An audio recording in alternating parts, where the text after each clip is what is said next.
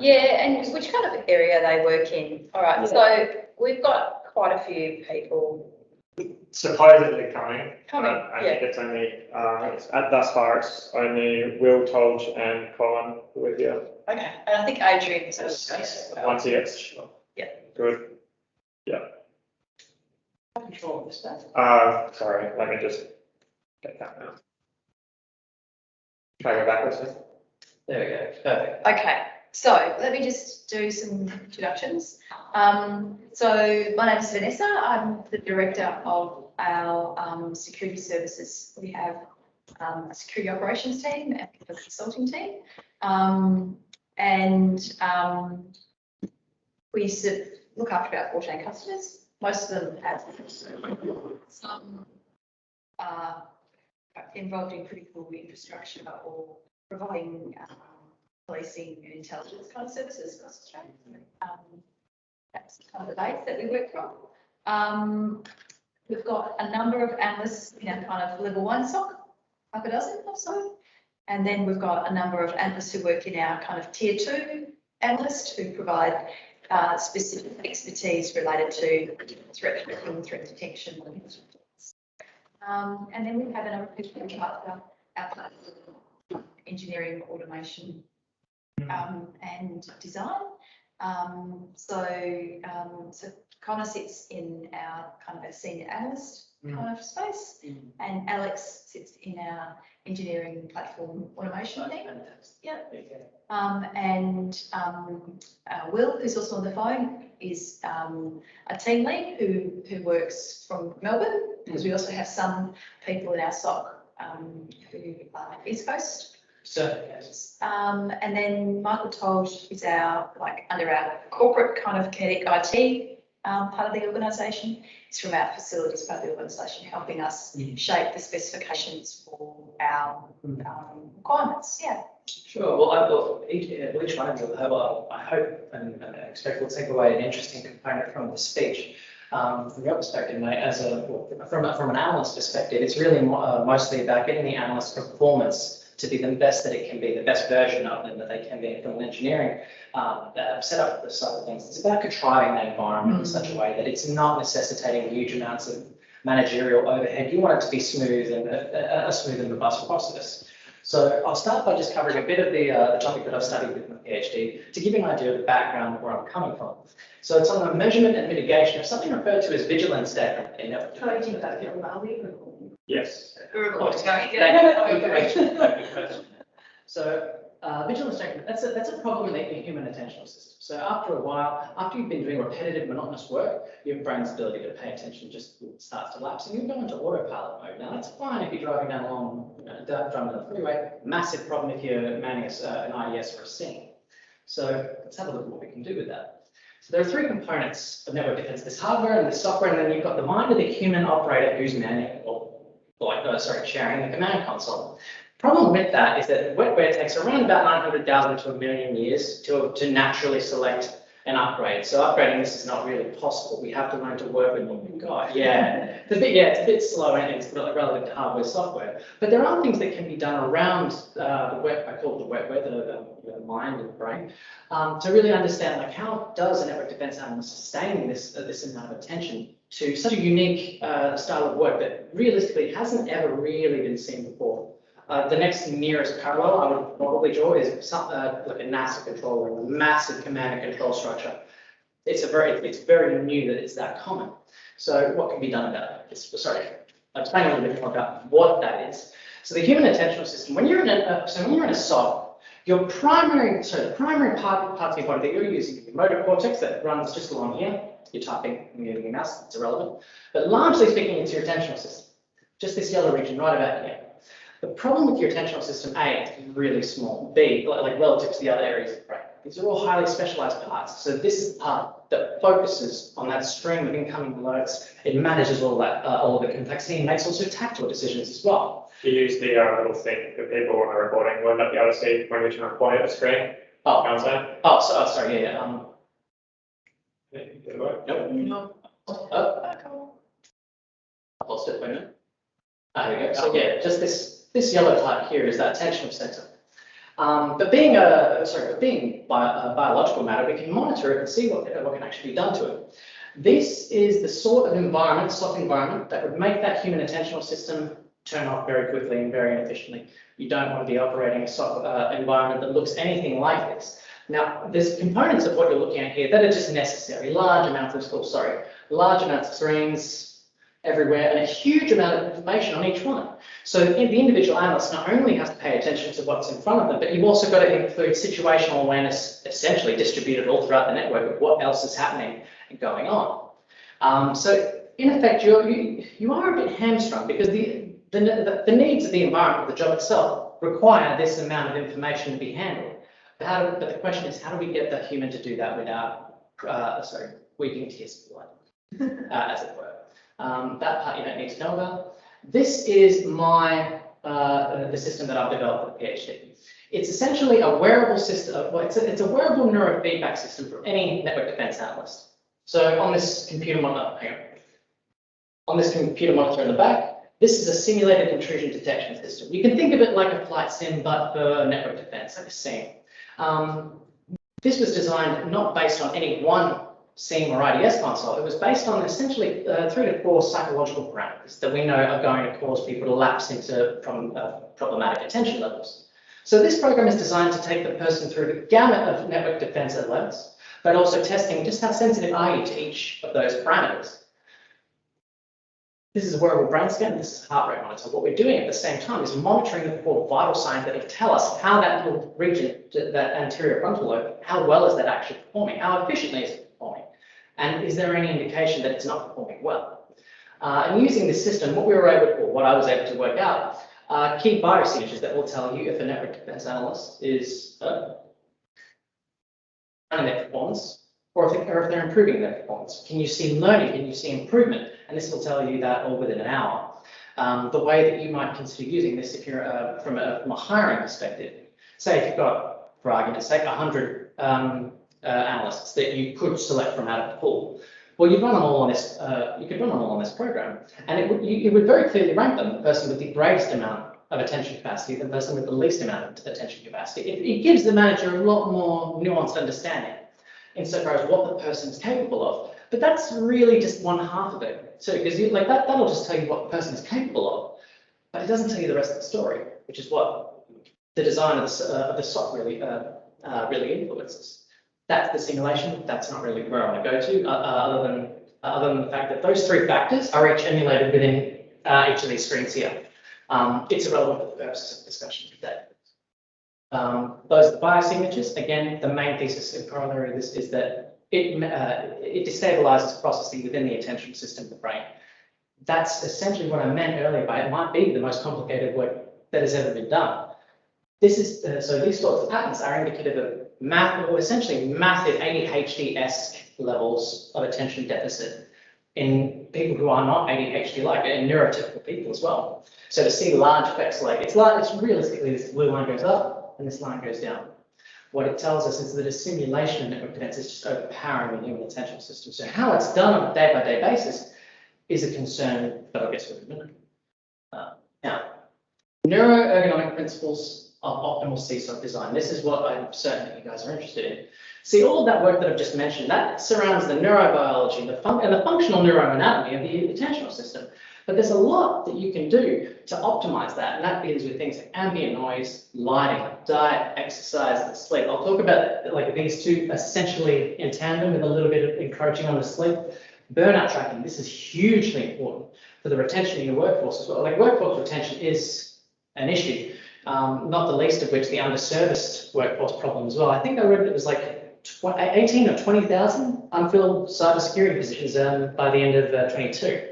So that's not getting better, but these are all things that can be done to mitigate against that.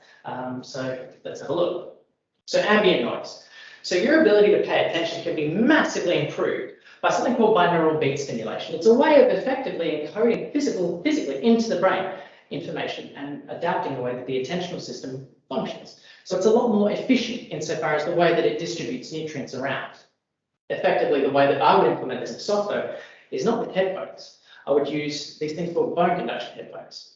If you take a walk around Target or Kmart, you'll see that they're walking around and they'll have small things just here, not over the ear. It transduces sound into the brain, literally just by vibrating externally. Mozart did a very similar thing when he went deaf. He would bite down on that metal thing attached to the piano, but you could hear the piano. Very similar operating principles, but the reason I would implement it this way, you can still hear and have discussions. This is why it's using customer service in Kmart, so that if you want to have a discussion about, oh hey, what's this DDoS attack? What's this corporate privacy violation example? Your brain will still be maintaining that optimal attentional state by virtue of this stimulation, but at the same time, it's not getting in your way. This is another issue that I've seen in the literature with a lot of the work that the US Air Force have done is they'll come up with fantastically interesting, like a wearable MRI that's literally the size of a deep dish pizza around your head.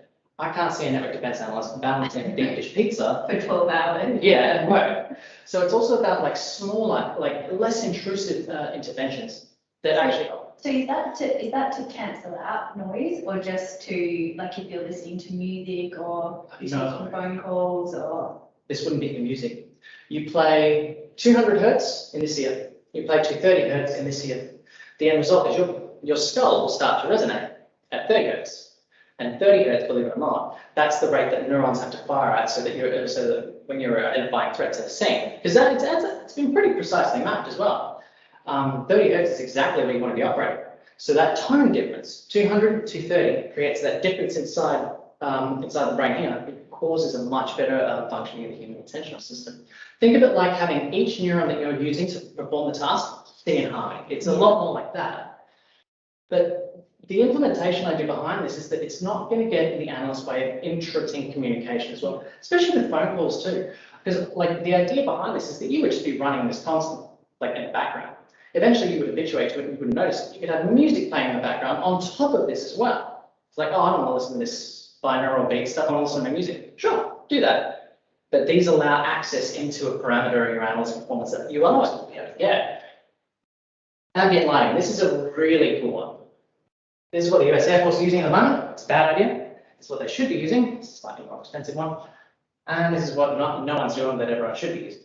So what is this all? So when you arrive at work, and this is actually irrespective of time of day. That's an important part, because especially with shift work as well. You might need someone to be on the ball at 2 a.m. on a Christmas day. You might need someone to be on the ball after they've had a bit of a night out socializing on a vendor. Either way, you need peak performance. Well, light can actually cause your brain to do much the same thing. Just like staring at a screen all day will cause you to have some sleep problems. You can send that logic the opposite way. So, I can't remember what this is. Yeah, sorry, this is the Field Bright light laser, and this is a Colux artificial sunlight mirror. The light that is shone into the eyes of your analysts. So the idea is that they would sit down to work. They wouldn't always be doing this. Sit down to work, you're exposed to this light. This particular type of light will tell your brain the sun is rising. It's time to go out and hunt, kill. It doesn't matter what time, like caveman stuff. It doesn't matter what time of day. This adaptation will absolutely serve you. But the problem is that on the opposite end of the day, you don't want to send your analyst team home like buzz, because they're going to show up to work the next day absolutely tired because they haven't slept. So you also need to take into account that if you lift someone up, you have to ease them down, otherwise they'll fall. That's where this retimer comes in. If you have any problems with sleep, this will stop. Like, oh my God, this is an amazing piece of tech. So the way that, if it were me, I'd do it. I would install this artificial sunlight into the SOC. The reason you want an artificial is that you can control it. And then when you're actually on shift, at the end of every shift, all you have to do is just wear these glasses for about 15 minutes. And what that'll do is it'll send your brain into the opposite direction. Again, into, okay, now it's the end of the workday, we can calm down, we can turn it down a bit.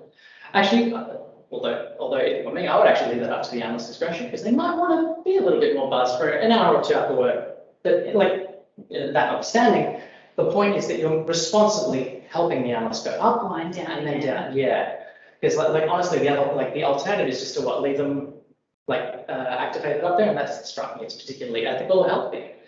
So I'm interested, just go back, the middle picture. So told you're looking at the middle picture? This is I can see it. Yeah. So is that using reflective light? So one of the ideas we've got about building the SOC is that you get these almost pre-built kind of fab kind of SOC almost contain things that can go in, right? But a lot of them don't have any windows, natural light. Yep. So this idea is that it actually creates artificial light like a window that you could put inside one of these prefab SOC built to all the mesh standards, things like that. What's that called? What's the name of that? This is the Colux 45. The Colux, they'll charge you a bit of money for this. Yeah. You can actually build these. You can hack these together out of like just old TV parts. I've built one just for mucking around with my PhD actually when it was late at night. After I learned this, I took an old TV that was broken and I turned it into one. That notwithstanding, you could build this in and it would absolutely improve. I would actually say it would be an immediately noticeable effect. Yep. So Tom, could you have a look at that product, the Colux 45? Yeah, I'll have a look. Yep. Brilliant, thanks. And that might get around our SOC without windows kind of idea. The ones that those floors have got light all the way around them, so we won't be doing any black rooms basically as such. It's also more the point that it's artificial sunlight as well. Your brain actually needs certain components of that light to actually react to. So the rods and cones, the cells within your eyes that will tell you to wake up or like arouse or de-arouse, they're quite responsive to very specific frequencies of light. That's why I like this particular frequency of light. That's why you want to encourage it. A trip to Bunnings can sort that out though. It's just a trip to Bunnings and what do they call it, a photometer will tell you if the light that you purchased is going to have that effect. But that understanding, you absolutely want to make sure that it's that there is a great deal of light exposure. But the number to look for is that. So you got that number there, Todd? Optimal alertness, the 1000 lux. And one thing I'll mention with that too is if you go to the shops and you look at a 1000 lux light bulb, like in the shops close to it, that's very bright. But light drops off 1 on R squared. So in your SOC environment, it also depends how large and how voluminous that environment is too. Yeah, okay. But those are all things that can be physically, the physics of that's quite easy. Yeah. I guess like the thing though is with the natural light, it doesn't help you on night shift. It doesn't help you on night shift. No. Like you actually want it to be artificial, so like you said, you can control it. And I had issues in our stock because there was too much light and it was uncontrollable even with blackout curtains. So because that can also be really uncomfortable if it's late at night and you can get to a point as well where if your body has not been fooled, there's a word for this, the uncanny valley or that. It will make you feel sick. You want to dial it back. Yeah. You want the analyst to be able to control dialing it back. Yeah, absolutely. Otherwise, it's just going to feel like a massively overwhelming time every time they come to work. When they come to work, it's a massively bright thing. If they go home like that, it's not going to do well. This retimer allows them also to sleep easier. It'll allow them to come down at the end of the day. And sleep is actually something I'll talk about a little bit more at the moment, distinct from why I put this retimer here, but the retimer hugely beneficial for the sleep patterns. I can't stress that enough. How much are the retimers like, So that's, sorry, I was going to say, so if we're talking about optimal alertness being at 1000 lux, I'm sitting at my desk now and I've got 142 lux at my desk. 1000 lux is going to be sitting me in a spotlight basically. So one of the issues we've faced in the SOC so far is that they're too bright already and we're having to turn the lights right down. So that's a good point. But I should point out 1000 lux, that's just the intensity of the light, not the 1 on R squared as you calculate where it is. So you in your example at your desk, you wouldn't have it just as a spotlight like above you, like ET's about to lift you up. You would actually want it to be you would calculate it out. It's 1 on R squared something. So that when you're sat at your desk, that 1000 lux light, by the time the light reaches you, it's not at 1000. If that makes sense. It has to travel a certain amount of distance, at least from the room, from the roof down to you. Ultimately the point is that you would take your photometer, is my imaginary one, and here's the analyst's workstation, say, right, for me. I would just simply measure, well, what are the lumens surrounding this particular analyst? 100 lux, that would be quite low, I would consider. That would be something that is most likely habituated to, but not optimal, if that makes sense.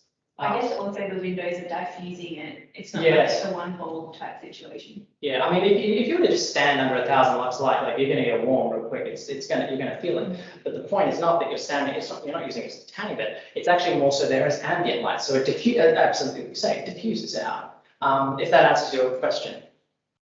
Yeah, I mean, because when you look at when we're setting up office spaces, we look at an ambient or an optimal lux at most workstations of 160 lux. So, and that's reasonably bright for 160 lux at a workstation. So, you may start out with 1,000, but getting to when you get to those workstations where in the office where I am, as you can see, it's quite bright. I've got 160 lux here is nowhere near what I've got. I've got 140 sitting at my desk. So. Yeah, maintaining that across a 24-hour period is, you can have challenges where those SOC operators or that SOC crew are going to struggle with that lighting as well, maintaining that light on a 24-hour process as well. Oh, absolutely. So that's why you absolutely should, whatever the lighting solution that you use, the retimer's utility really will be in the easing them down phase of the day. Brightness picks them up, and then the retimer eases them down during the day. The actual laser that the retimer uses, I have actually seen in real life as well. But it's not going to come to me at the moment. What nanometer range it uses. Now that notwithstanding, none of these will interfere with like if you've got enough glasses or anything condition. But sorry, you had a question. Yeah, about how much are the retimers? Oh, I think they're about 600 quid. Which I'm not sure what the conversion rate is yet. Yeah. But for $600, I mean, it would be something that an analyst would use every day. So, I mean, that would be their call. To me, it would be an easy one. Yeah. You'd leave, I guess you'd leave them in the stock, right? Yeah, I mean, You don't need bed at home. Yeah. Well, you might choose to have it at home because you might want to go from the SOC to a bar for a drink or to dinner. Yeah. And then when you get home, that's when you want to sleep. Yeah, when I was on shift, I wouldn't go to sleep until after 4 hours. Yeah, you need that transition time. You see that's fascinating. But the anecdote there, it's fascinating to see how this would affect you. If it's actually 3 to 4 hours post shift to wind down. That's a choice that I make. I mean, because sure. Even when I was on day shift, right, or when we get home now, I don't go to. You don't go to sleep as soon as you get home from work. No, of course. Yes. So it's like you take that time after work still to go, all that building routine to, take the time, go exercise or whatever, have the time to go to cook yourself proper food, and then sort of go to sleep rather than what I found from experience and from people discussing I have a lot of people. A lot of people are exhausted after they get off shift, and then if they go to sleep immediately, it perpetuates the exhaustion cycle. Whereas if you just wait, delay actually going to bed, a lot of people who had struggled sleeping through the day find it easier to sleep through the day. I found the complete opposite. So day shift was like a normal day shift, but night shift, if I didn't fall asleep within like 2 hours of knocking off, I would never fall asleep. It would hit like 8 o'clock, 9 o'clock in the morning, and my brain was like, it's time to be awake now. And I just would not be able to sleep the entire day and have to do another night shift. So that's effectively that's like having a blood alcohol limit over the driving limit. So like you are not optimal at the very least. Yeah.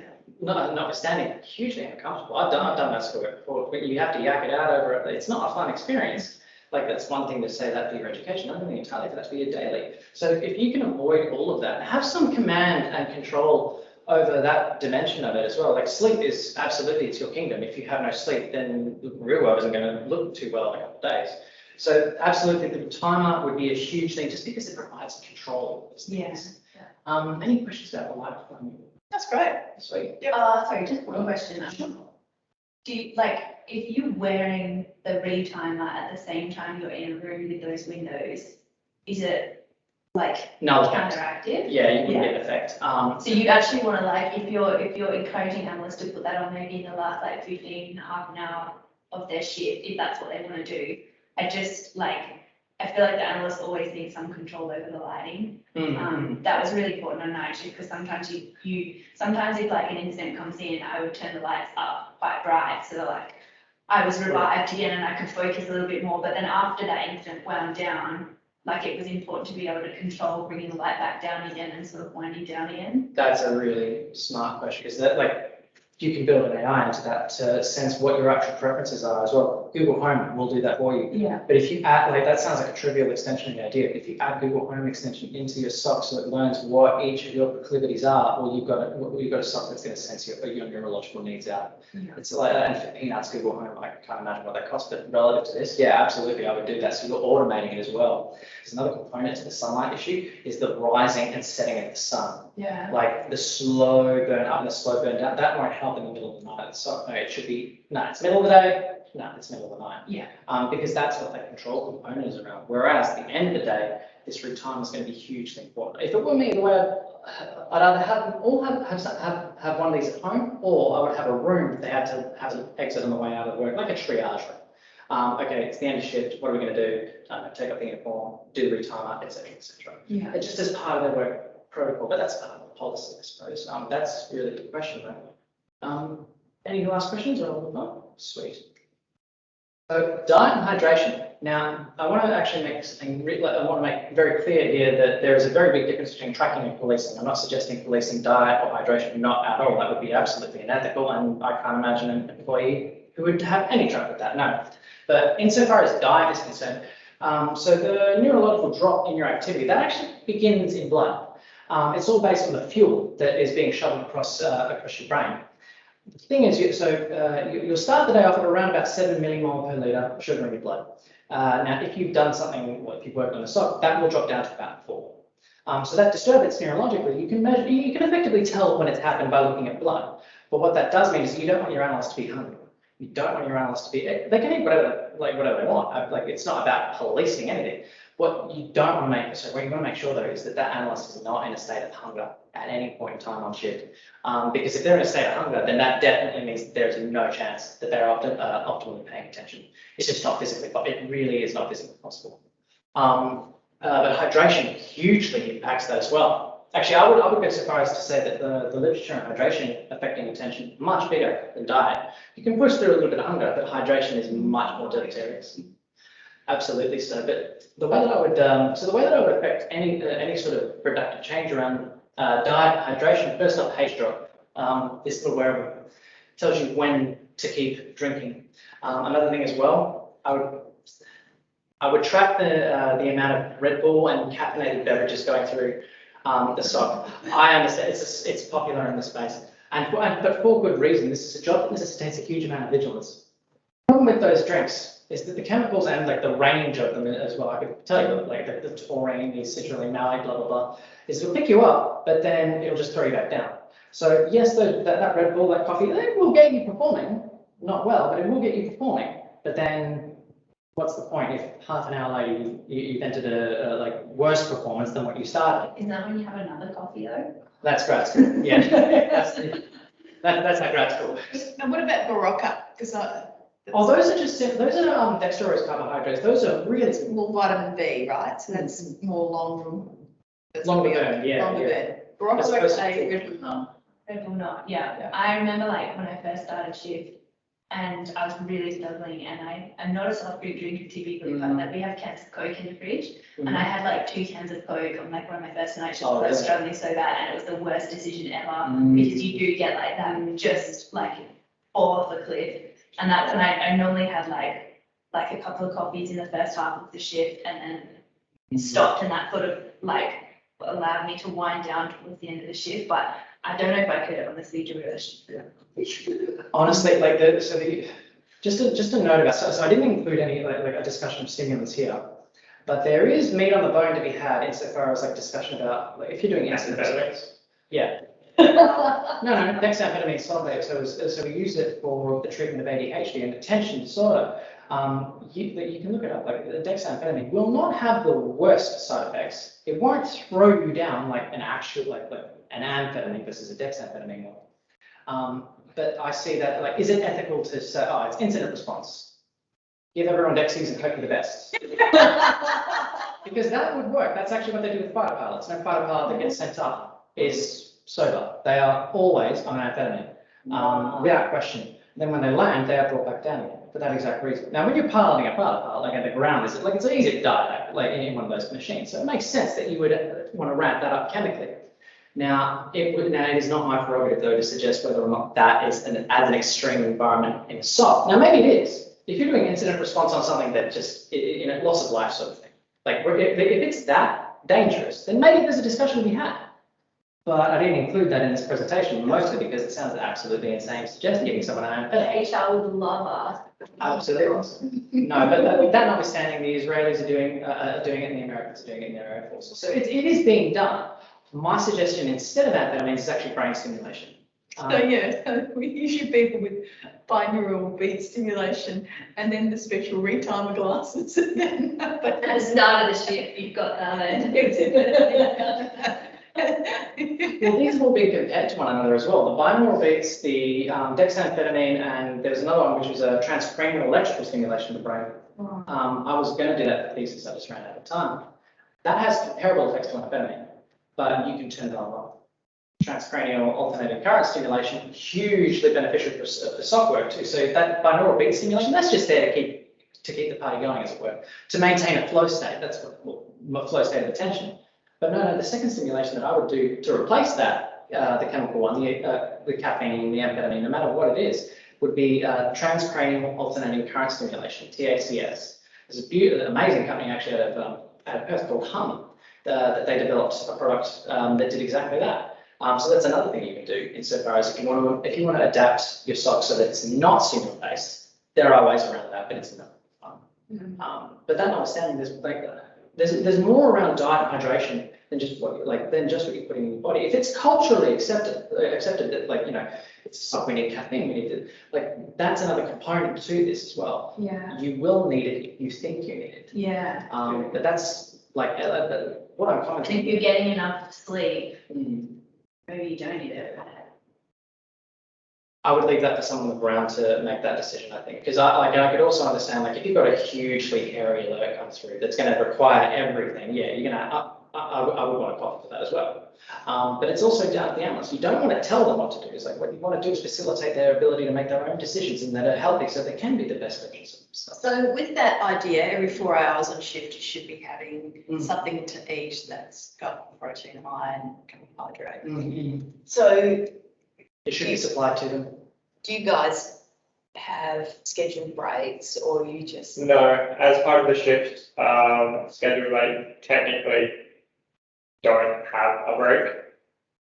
They do take breaks there, but there isn't anything built in. Obviously, when you're the only person on night shift, you can't schedule breaks or anything like that. So it's one of those things where they are just paid for the entire period and are expected to take breaks whenever they can. If that's the case, then I would do this in liquid form so that you can be typing, working, and kick it back. Now, is that as enjoyable as a meal? No, but it will have the exact same biophysical effects as well. If it's a matter of urgency and convenience, which I also that's the most important part of this. None of the stuff I suggest is useful at all. If it gets in your way, say, okay, maybe once every 4 hours, just stop work and sit down. That's not reasonable, but that doesn't mean you can't exercise cognizant control over diet and hydration levels to affect an optimal state of performance whatsoever. So there's ways that I would implement that as well. So how you would implement all of these things is also a standing discussion.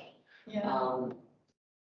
Now sleep. This is a humongously important one. If you're not sleeping well, you're not performing well. To the extent that, so this is called the Aura Ring. It's a fantastic sleep monitor.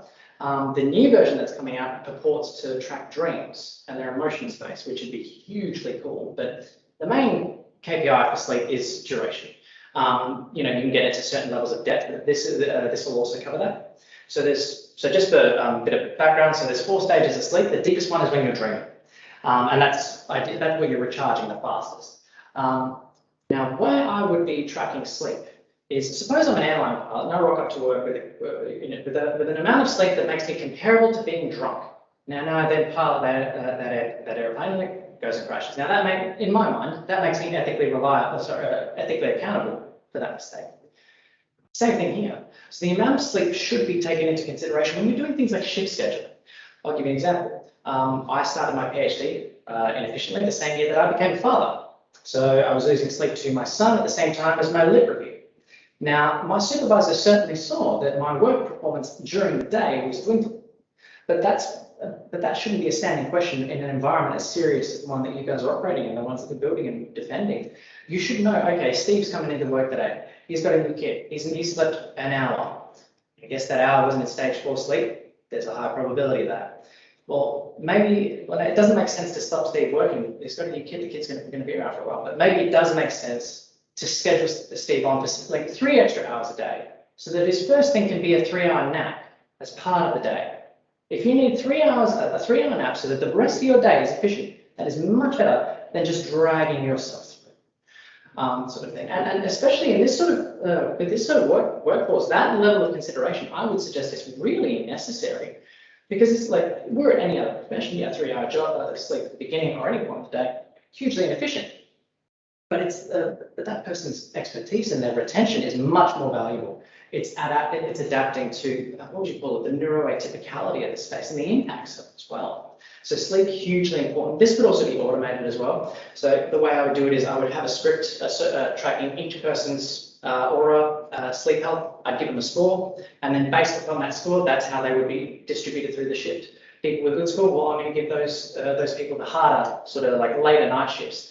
People who are lower energy, well, okay, you need the actual sunlight to help you around this, or maybe just accommodating shift work isn't easy in your routine. Okay, you're going into the day because that's where your performance is best. These other people, yeah, you know what, they're going to get a bit of a pay bonus because they're going to have to work later, because this is when you're efficient and they can do that work later on. The point is that it facilitates these considerations for management as well. It's rather than standing in the dark, oh, let's try to stay down the stock. Give him a night shift, he's got a new kid. It makes it less guesswork. That should be the ultimate point. So sleep tracking, hugely important. Next one, burnout tracking. This one here is not really been addressed by many people in the literature. So the Americans worked out that network security is hugely exhausting and burns people out really quickly in 2013. The problem with burnout is that's a psychological condition. If you want to treat burnout, that necessitates the scientific practitioner approach of a psychologist. The first thing I'd be doing is measuring it all of the time, as in at least once, if not twice a week, exactly like we would in any other industry that would face these problems. So this is organizational side. So I'd be measuring that burnout. How bad is it? Now, I've got a few wearables here.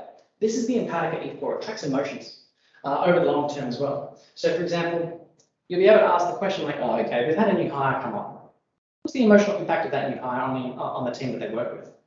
Well, hang on, why is everyone feeling a little sadder recently? Maybe there's something to it. Maybe there isn't. The point is, again, though, that you're able to intrigue these questions. How's the new hire dealing with the new work environment?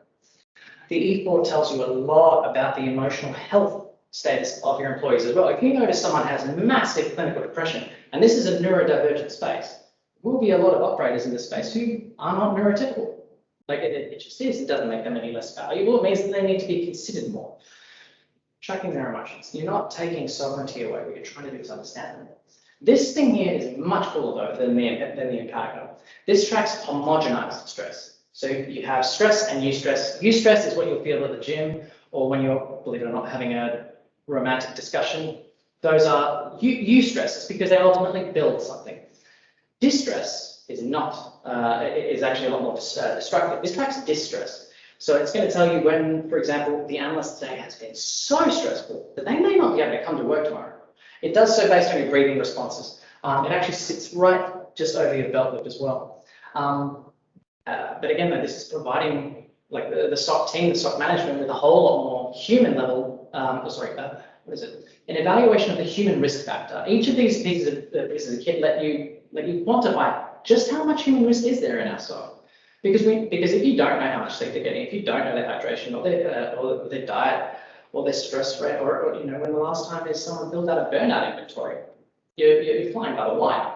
All of these things here allow you to take so much more cognizant control over everything. So I think it would be useful, like obviously only if you had a baseline. Like so when you start a new starter, they probably have a lot of new stress, right? But you'd expect that to eventually go down with maybe peaks of stress during incidents and things like that. Oh, to an extent, yeah, you would see it homogenized, but because it's based on breathing patterns across huge swaths of people, like these things here, that they. Okay, I see, yeah. So there are clinical baseline cutoffs for Yeah. like what distress is and what non-distress is. I get what you're saying, that that's not exactly how these things. Exactly how it works. Yeah, no, I believe the guidelines for this are set by the, this one I'd have to confirm that, but it's the World Health Organization, so these things, these are not just like boondoggles as well, so. They're quite well validated. This one here is pretty cool, it also detects seizures.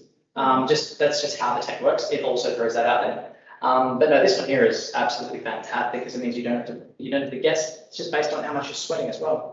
Your sweat patterns can tell you quite a lot, I should say, about the cyberspace. Prior to my PhD, I was able to work out the exact score of red versus blue CTF exercise based on how people were sweating. So there's a lot inside sweat that you can do. So yeah. What are we up to here? Incident response. So incident response itself, we've briefly touched on it with the 5 parts of the DEXIs. Incident response is in and of itself a distinct work event and a distinct work day, as I'm sure you agree. But I would also suggest that as a result of that, once the incident is over, or even actually when it's incipient, that you want to be triaging the emotional space of your of your employees. Like this is effectively a huge state of crisis, and yes, it's absolutely not a crisis, but it's still someone else's crisis, someone else's chaos. I'm using psychological terms, crisis and chaos. There's chaos counselling, there's crisis counselling.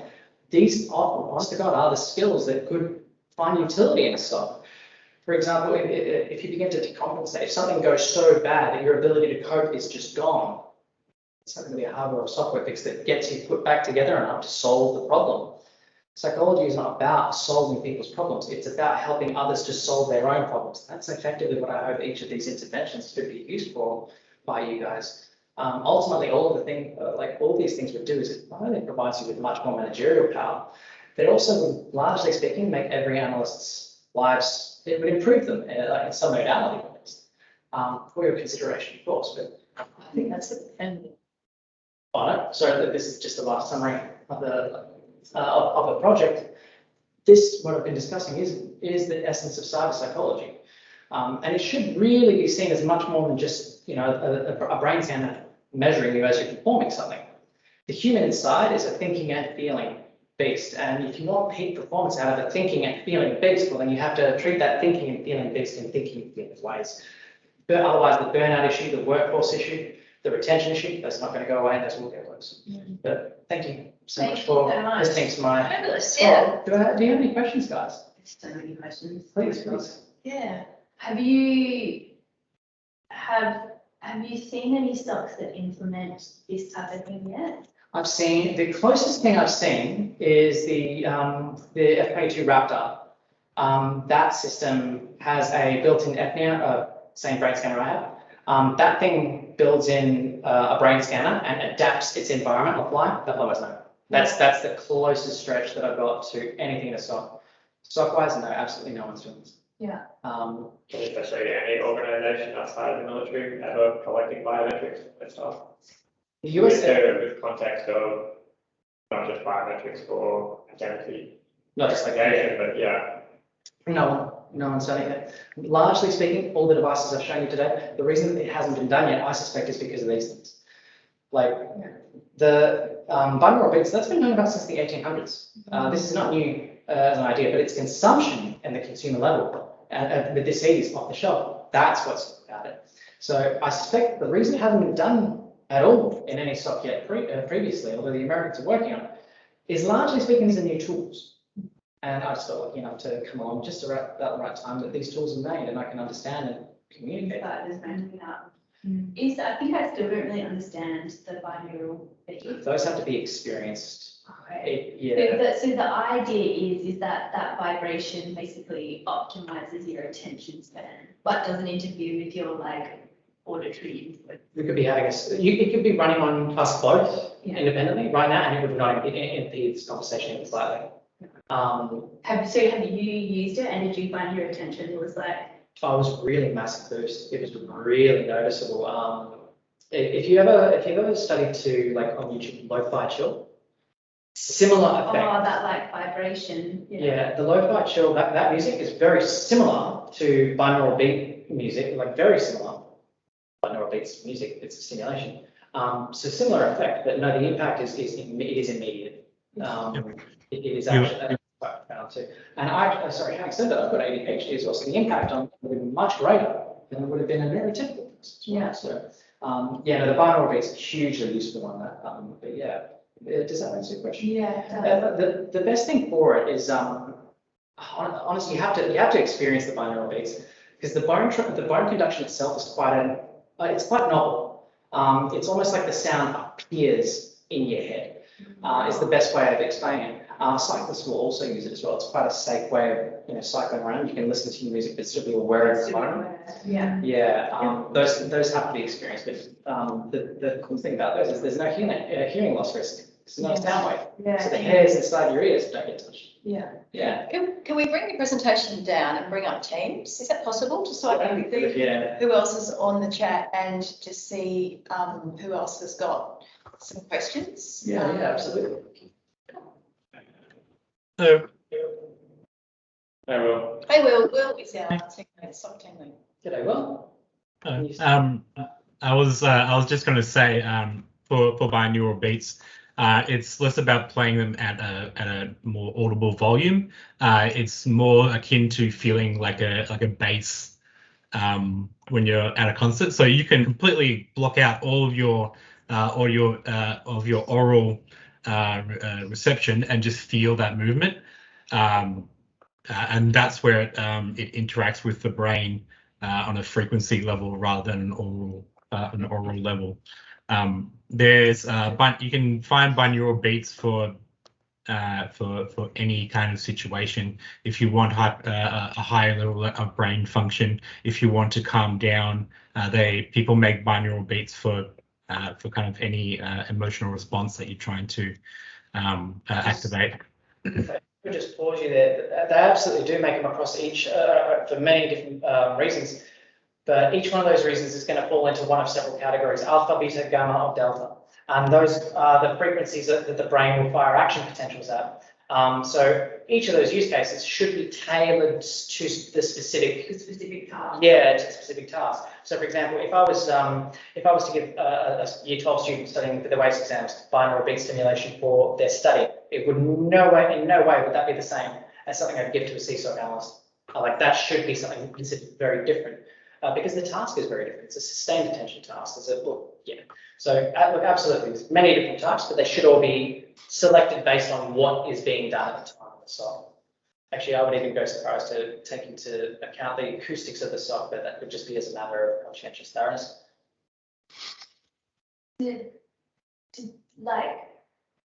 Other than, I guess 8 hours is still the optimal shift, or is it more it depends on the person type approach these days, or like what you were saying about sleep versus attention versus neurodivergent analysts and things like that? Is there an average optimal shift time, and does it change maybe during night shift? Does it change? It'll change with the weather. It'll change with the seasons, because the sun's epoch changes with the seasons. Is there an optimal time? I would say no, but because if there were there really isn't an optimal time of day. But the only reason I would say that there's not an optimal one is because I meant more length of shift time. Oh, I see. 5 hours would be a happy. I like more than 5 hours. I would say that you would need to start considering how to sustain performance. I would consider 5 hours the absolute most that the average person could do before attention started to drop hugely far too much. I mean, it'll begin to drop within the first 20 minutes. Now that said, like I know that 5 hours, that does butter no parsnips when the usual shift length is 12 or 8 to 12 hours. Because that effectively doubles your overhead in terms of your workforce. If I'm telling you that you can only work for 5 hours, it's a 24-hour day. 6 4s are 24, so that's roughly that's a huge amount extra. Insofar as optimality, I wouldn't be concerned about finding the right time of day. What I'd be more concerned about is have your shift schedules, but then the way that you assign people to each of those schedules should be based. It shouldn't ever be one set rule. It should be based on their sleep. It should be based on their diet. It should be based on fitness to work. Fitness is not the best way, but it should be based on like biophysically. how capable are you of manning the scene today? Now, it can be a harsh, sort of question and discussion, but equally, so we ask the same questions of, pilots as well. It should be asked in this space as well. But like this technology affords you the ability to intrude those questions with a certain level of nuanced intelligence as well. Yeah. I guess like in some ways, like it might not be this way in future, but our hands are tied in the sense that we're on the cusp of having a single analyst back to back and having maybe one analyst per shift. So previously we weren't, I don't think we've been able to have the flexibility of saying, okay, this person and this person maybe are good on these shifts, this person and this person, like it starts to become almost impossible to schedule even when you have a simple pool of analysts that you're working with. Another thing in that situation, what I would suggest you use is something I've heard referred to as parasympathetic tag teams. So the idea is that if you've got two people rostered on, two people are not working at the same time. Explicitly, one person is not working and one person is working. Yeah. And the rule is that within that shift, they can tag out at any time, and it's up to their discretion. But it can be tagged out either way. The person resting can decide to tag in, get the other person out. But what you've introduced there is effectively a similar sort of logic to policemen and their partners. Now they've both got the same task, but part of each other's task is to monitor the other person. Is that guy doing all right? Because he's doing the exact same thing. Is this guy doing all right? What you've ultimately done is you've not made it a punitive judgment. What you've done is you've made it a partnership with a team. Yeah. Your SOC analysts are going to find that I don't much like a much more palpable option than this thinking, oh shoot, if I show up to work and have a sleep, it's not going to go. No, what it means is you need to be a bit more considerate about how you're manning your way through that workday. Certainly the tag team option, you will have some inefficiency. Like there is inefficiency there. The way I would get around that is just by telling the person who is explicitly not working, do something useful, but not birds. Yeah, and not using like the same skills. Low gear effort sort of thing. Low gear to almost not. You explicitly want that person to be very refreshed when they need to be. So I'll give you an example. Say that it's midway through 2300 to 0700 shift, and something big happens. Well, the guy who spots it, that's great, but I wouldn't want the guy who spots it after that deep into a red eye shift to be the same person managing it. Yeah. Oh, hang on, tag out. I just found something really difficult. Your problem. That sort of logic, sort of thing. It's about building cognitive flexibility into the way that your SOC works, but also in ways that it's not going to massively increase your motivation, because that is really something that defeats the purpose. Yeah, and maybe like that's about how we divvy up duties across like a 12-hour shift. If we have two analysts on, they have set things that they maybe do when they're not the active person, for example, and that can swap out at any time. That would definitely be how I do it as well. Yeah, I would definitely do it that way. Especially with your shift patterns as well, because your shifts go for 8 hours or 10 or 12 hours. That is quite large as well. Over that, so for that duration, I would absolutely be providing 3 solid meals as well. But like a breakfast, a lunch, a dinner. It doesn't matter like what time of day they're having, breakfast or dinner, but it should follow that order as well. So something high in protein, high in iron should be the first meal that they sit down to. The subsequent meal to that should be something, I've got it written down. So there is, believe it or not, an ideal SOC analyst diet that the US Air Force has like formalized and published. But it's not based on this meal, as you might expect. It's based on like nutrient consumption. To be honest with you, and like it's fantastic for learning as well. Like any person on that particular kind of diet would do like fantastically good work at whatever they're doing. It's just about that, and there's no surprises. It's a healthy, balanced diet. That really is it, as well. I guess you could do some combination, right? You could do like you said, liquid nutrients or something for like start of shift towards end of shift, and then give them bring your own lunch, like some flexibility. I wouldn't have them bring their lunch. It's more like you need to give people some kind of flexibility as well, I think. Yeah, well, you don't want to only prescribing, I guess, 3 meals during a shift. Oh, we don't have to eat it. You just supply it. I suppose it's leaving lots of water, not obviously eating lots of things. And of course, people can eat whatever they want. Like ultimately, these are things that I would also explain to the SOC analyst as well. Like this is actually a function of your performance. Usain Bolt has got every nutrient measure out to the gram.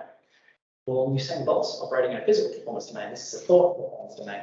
The factors actually are still exactly the same. What goes in will affect how this works. Particularly actually the main chemical that your brain and attention system is using is dopamine. Dopamine is only created in the gut when you eat dark leafy vegetables. So if you've had like a bit of a down week, have a lot of broccoli. And then within the next, 36, something, it's over 24 hours, your body will re-regulate the dopamine supply up to the brain.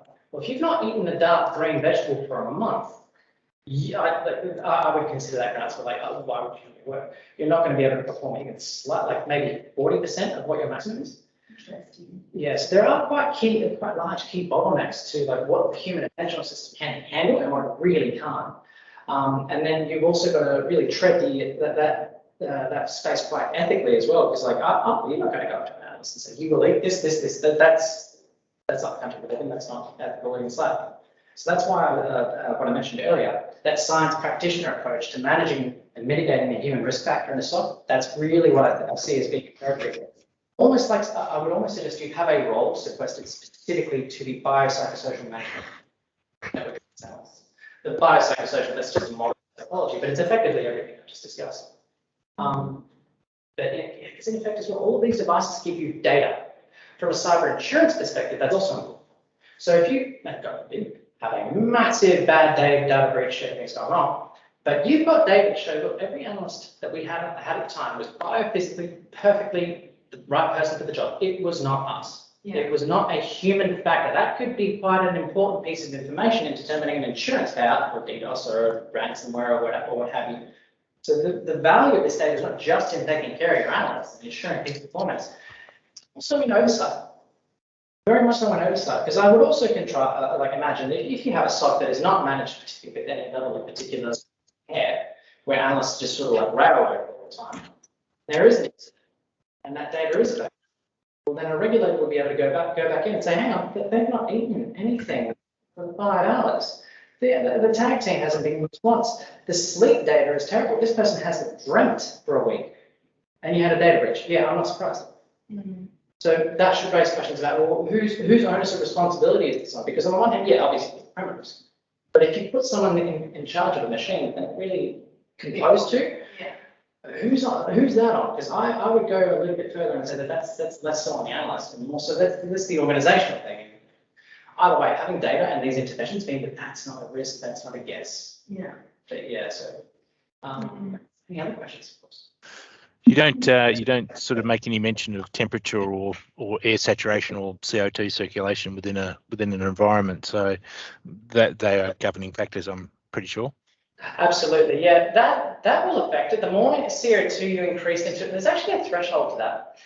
The more CO2 you increase into a room, it will calm people down, but it'll decrease their alertness level. On the other end of the spectrum, you don't want to do what they do in the casino, which is pump extra oxygen into the atmosphere. That will make you feel like you're performing a whole lot better. You won't actually be performing a lot better. It'll increase the amount of oxygen, yes, in the atmosphere, but what that translates to, more oxygen means that like oxygen is the key chemical that you need to metabolize sugar into energy. So you've got more of the chemical that allows you to convert sugar into energy. You really don't need it. What you need is sugar, not the oxygen that sustains that sugar. Now, if you don't have oxygen in the brain, you are dead. So there's a problem with not having enough. But at the same time, like yes, you are right, but I would go so far as to say that it's a little bit more complex insofar as like it's not too big or too small. There's a Goldilocks zone in between. And temperature. You should also provide conscious control there, Ryan. For example, we measure a tumour house. The air quality specifically, I think, in one part at least, for that reason. Yeah, the temperature you were mentioning, Michael, as well. Yeah, and how that impacts on that circadian effect during the night and things like that. Yeah, I think also like that's something to consider if you're doing shared shifts, because when I did my first shift and you're shadowed by the analyst that you're like basically taking over from, I was with Lockie, and like there's a lot of research into obviously men and women having different average temperatures, and I froze to death the first minute. And Lockie was boiling, and we couldn't come to an agreement on the temperature of the room.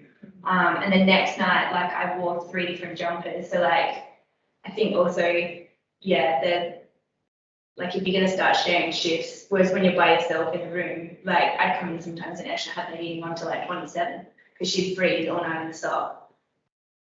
So to that, and then what I would say, what I would therefore say is regulating the room temperature is an inefficient way around that.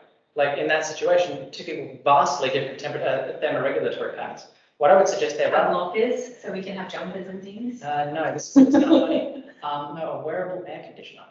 Oh, what? I'm not even kidding you. That is a real thing, but it's actually quite a smart idea. It's picture a computer tower like cooling fan built into like a large like duffel jacket, and then it just blows air in. You inflate a little bit like a Teletubby, but it will keep you cool. But the logic behind that is that energy-wise, you're not changing the temperature of an entire room.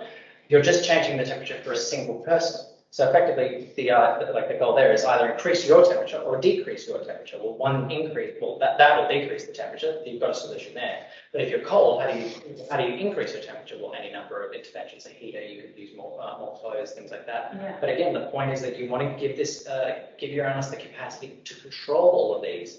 But so that wearable air conditioner, what does that do? Well, in that night that you've just described, your overheated colleague put on a nice cool jacket, and you can put on a nice warm coat. Either way, you can take that factor and remove it as a complete issue by just giving more tools. Yeah. Do you have any further questions, guys? Yeah, sorry. During your research for your thesis, did you find there was a high amount of neurodivergence working in security roles? Huge. There was such an amount of neurodivergence that I would go so far as to say that as a psychologist, the management of network defense personnel necessitates a psychologically informed approach. Hugely so.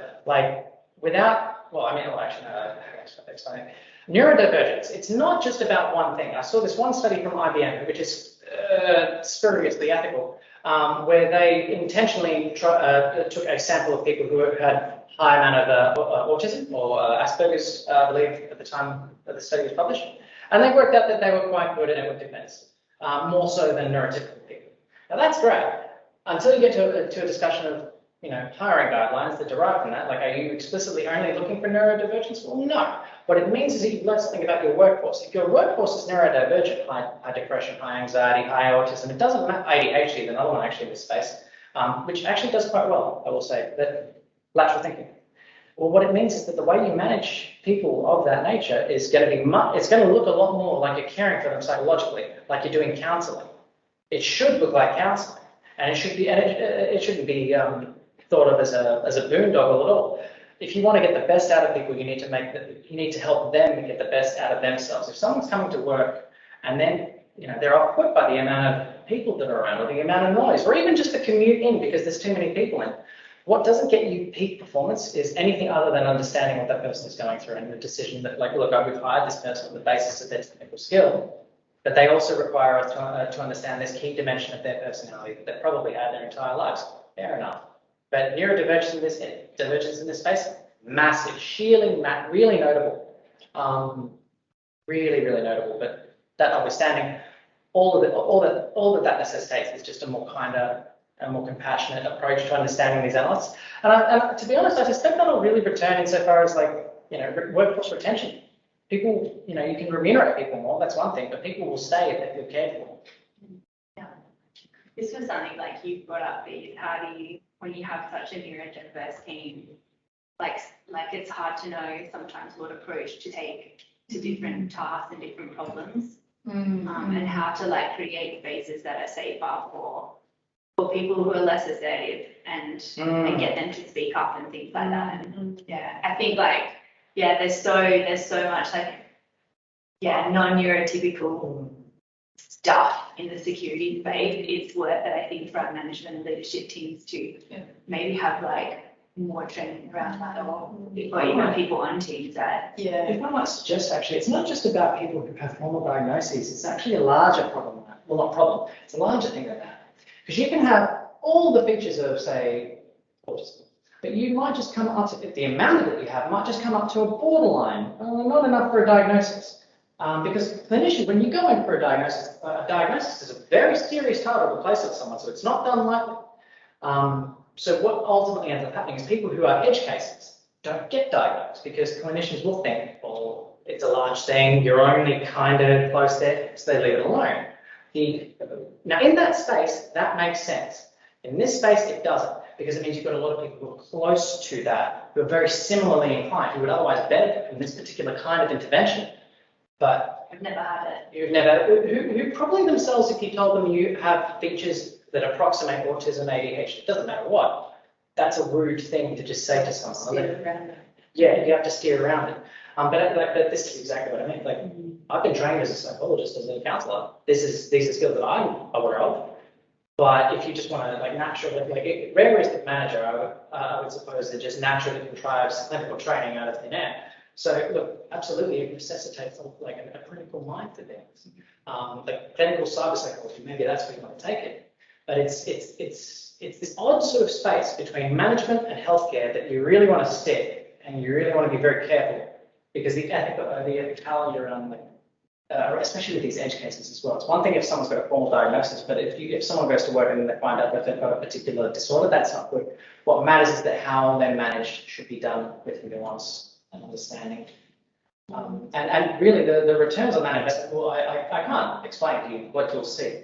It really will be fantastic. I would suggest that. Do you have any further questions about that, actually? Because the veterans thing is quite a big... That used to be a thing. So back in 2016, when everyone joined, that would be something that everyone would go through. But what, like? Counselling? No, going through to see sort of Where you sit on the how, scale. yeah, Yeah, that would neurodivergent be you are. So that used to be just something that happened when someone joined. They just measure your Who would do that? Is that something that you would do in the SOC, or something that HR would, or that? No, that was just an initiative that we did ourselves. Yeah, just for like self-awareness and group awareness, like, do we know what we need to support each other? Yeah. Yeah. I can't remember if that was sponsored by Chris or something like that, but that definitely used to be a thing. Yeah, it's interesting. Yeah. I would suggest there also that you're just, because what I imagine you would have used in that situation, something called the Autistic Quotient Questionnaire. It's a small questionnaire. It'll tell you on a scale of like 1 to 0 to 100 how much autism, how much of manifesting traits of autism. Thing is that, like, those questionnaires should never just be used on their own. Clinicians will use those questionnaires, but they never use those questionnaires to inform an entire diagnosis. I might score 100 out of 100 on an autistic questionnaire document that has no bearing on whether or not I get the diagnosis or not. What I would caution insofar as using questionnaires and things of that nature to explore these things without clinical training, I would urge caution there. Yeah, you just have to be really careful you don't weaponise the results, right? That you use the results in the kindest, most compassionate way for self-awareness and regulation. Immediately Like to that. have Yes. something. Going on here. You know, Like what you're talking about is a clinic. Like it needs to be treated clinic as a matter of clinical concern. But that's absolutely accomplishable, especially in a space that you're operating. You can just make a rule. That's the role. Like if it were me, I would make it. Wait till I see Mark Parker next. We need a clinical psychologist. We need meals delivered. We need shorter shifts. We need these glasses. We need all of the gadgets. And we need bioorals. That's why it's not working. Right? So with the That's why everyone's leaving. Honestly, no, you want one person. I think you just want one role. I think you want one human factor, human risk analyst. That's everything I've just described. This is the role of a human risk analyst, and it is a psychological one. It's a clinical one. Yeah. So it's a bit of a list. It is a bit of a list. I'm giving you a shot. No, that's cool. It's cool. But if we've never looked at it like this before, it's a complete different way of looking at it, right? Like if we just think we solve the problem of throwing money at people and people are still walking out the door, and we've never kind of tapped long enough to kind of say, what is it? How do we need to reshape this? What do people actually need? And we start with the Maslow hierarchy of needs. What do they need about, like sleep? Do they even What have you know got? that? What have you got access to around sleep and food, and you can need a rest? How does that get accommodated? Education. Like we were supposed to have fatigue management, we started, and I think it was followed up like 2 or 3 times, we never got fatigue management. Because we haven't had a proper HR person for around 4 years. Yeah. Yeah. And like, is the 12-hour shift even achievable? You know, now that I think about it, like, is it the right model? Put it this way, the US Air Force don't push anything out of that. Yeah, you know, like, are we setting ourselves up to succeed here, or? Look, it's all about the- Let's reconsider a few things. the roster structure is definitely something that I've wanted to look into and change, especially as we take on more customers, because the workload is already increasing with the recent addition of adding Sentinel into the mix. So yeah, it's definitely something that I've wanted to look into and reduce that that shift time. But it's something that is it's a collaborative effort to get the resources to be able to maintain a shift roster that can work with that. Yeah. We should do some thinking about that. I would encourage the idea of that tag teaming there can really help. And if you want to stretch that 12 hours out, you can accomplish it. I would probably, if it were me, I would extend the tag team idea out from 2 people to maybe 3.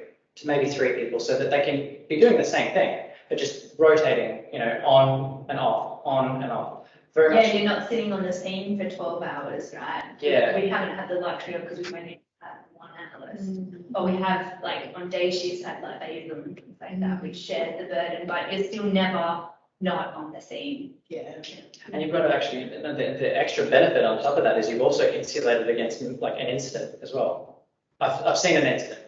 And you've got 2 other fresh minds immediately to hand. Very different instant response, I imagine, as well. So but ultimately, these are insights that you can derive from an analysis of the human risk around the SOC. There's nothing really different about like SOC analysts, like the neurodivergence cases. You know, there's something there, but they're ultimately still using the exact same hardware that's ultimately just pumping sugars around into places, or not pumping sugars around into places.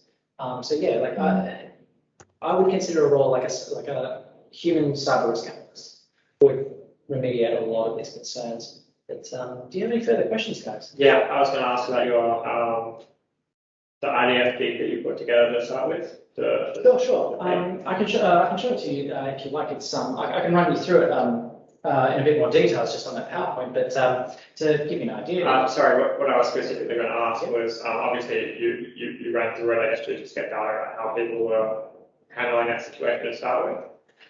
No, I developed it, well, sort of. Yes, but a lot more. I developed that program because the only other simulation around was from Wright-Patterson Air Force Base, and it was run on a single computer monitor, like how many IDS systems run on a computer monitor, one monitor.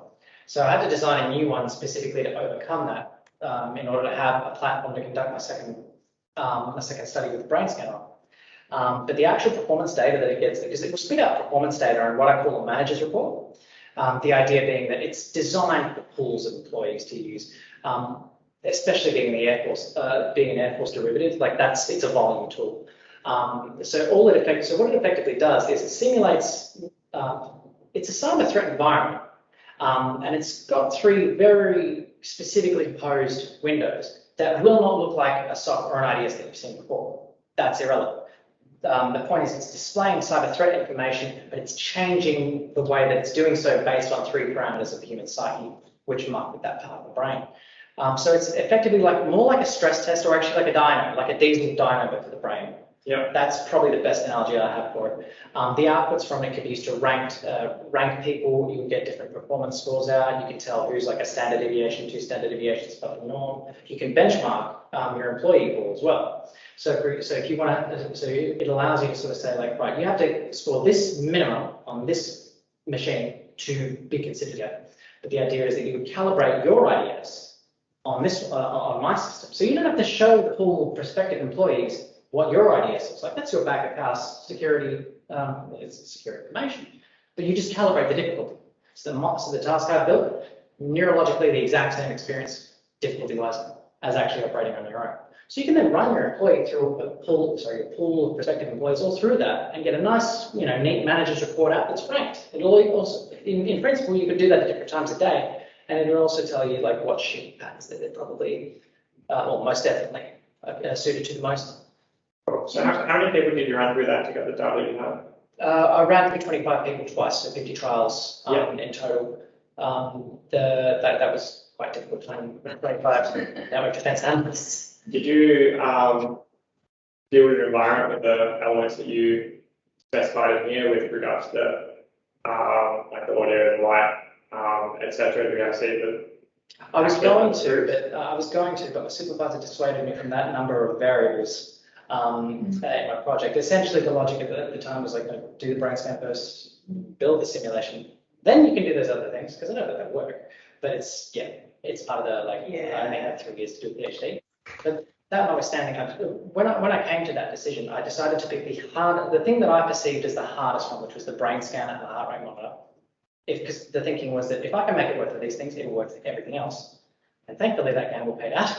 And it did work out. So if I can track it using apnea and RSO2, then absolutely hydration monitors and the Empatica and GSR, those are much, much better imaging devices than an apnea. Apnea is a newer optical imaging technique. Whereas GSR and actually especially the burnout monitor as well, the one that goes by breathing, is technology that's been since the 1700s. We should capitalize on it, as it were. So yeah, that's how I contrived it at the time.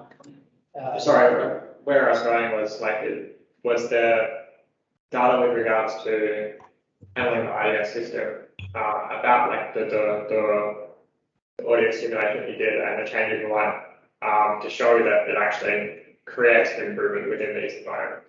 No, or is that just based off other studies that are similar? Based off of other studies, but this this system demonstrates that the system that all of those things affect, it's a common system. So the simulation I've built and the brain scanning study, that demonstrate that this area, this specific area of the brain is damaged, well not damaged, dysregulated by the actual act of network defense on an IDS you've seen.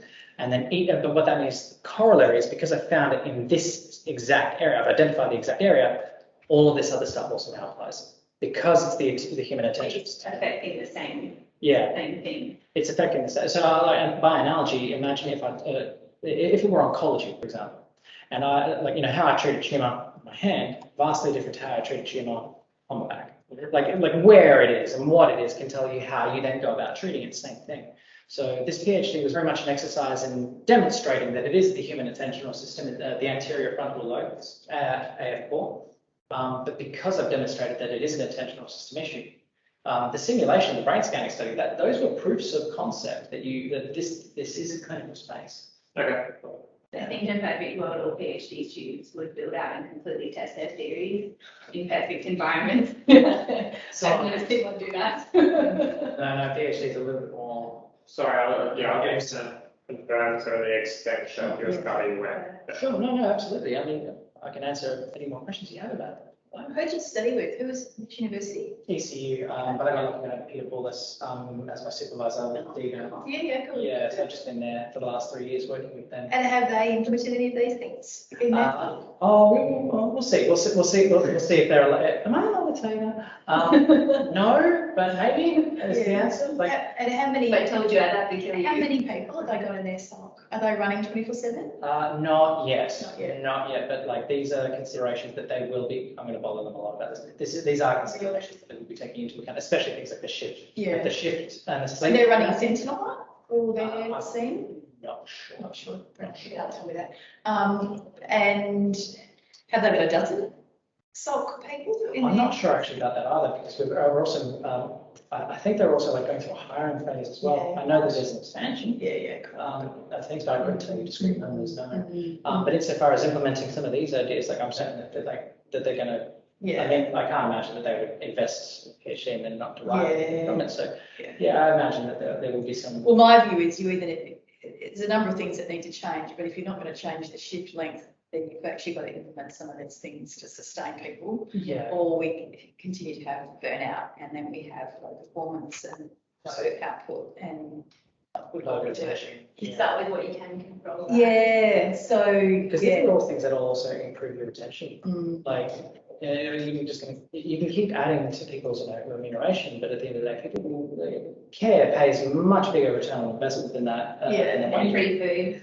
Well, no, free food is, especially if it's like, if I feel cared about when I go to work, that's going to change how I feel about, My health is valued. And, Yeah, my health is valued, my emotion. So the emotion, the psychological things, that's how you keep people. It absolutely would be the case. But yeah, I hope, hopefully I've been of utility to you. Yeah, no, really, really thought-provoking as we, think about, Thank you so much. our current state, our accommodation, how we sustain our operation. Yeah, really useful. Thank you very much. Do you guys, Will or Mike, have any other questions?